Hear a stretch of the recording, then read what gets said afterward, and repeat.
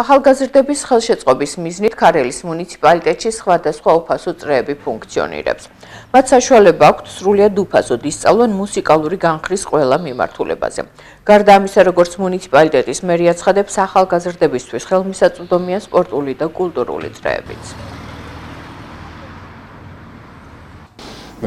არის ხელშეწყობა ახალგაზრდების ჩვენ რამოდენიმე 2-3 წლის უკან გავაკეთეთ, ასე რომ ვთქვათ, მუსიკალურ სკოლებში მათ უწევდათ ხოლმე გადასახადის გადახდა და გადასახადი გავაუქმდა მუნიციპალიტეტმა აიღო თავის თავზე ეს ვალდებულება.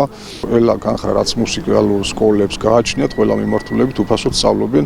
აქ არის ჩვენ ვიმუშავეთ მასწავლებელთან ერთად, აიპის ხელმძღვანელობასთან ერთად და დავიგაგი მე თავმიმართულებით, რომ მასწავლებლისთვისაც უფრო თვითგანვითარების საშუალება მიგვეცა, რაც უფრო მეტი ბავშვი ეყოლება, მეტად დაიხარჯება, მეტი ხელფასი აქვს. იყო მომართვიანობა ძალიან ბევრი მოსახლეობიდან. იქიდან გამომდინარე, რომ ზოგს 2 და 3 ბავშვის დარება უწევდა და ეს გადასახადები მათთვის თვირთი იყო და ეს მოსახლეობიდან გამომდინარე შევამსუბუქეთ მასწავლებლებსაც ეს განვითარების საშუალება მივეცი და თვითშემოქმედებაზე არიან უკვე დაყრდნობილები და მათი ხელფასი და შემოსავალი რა იქნება უკვე მათზეა დამოკიდებული.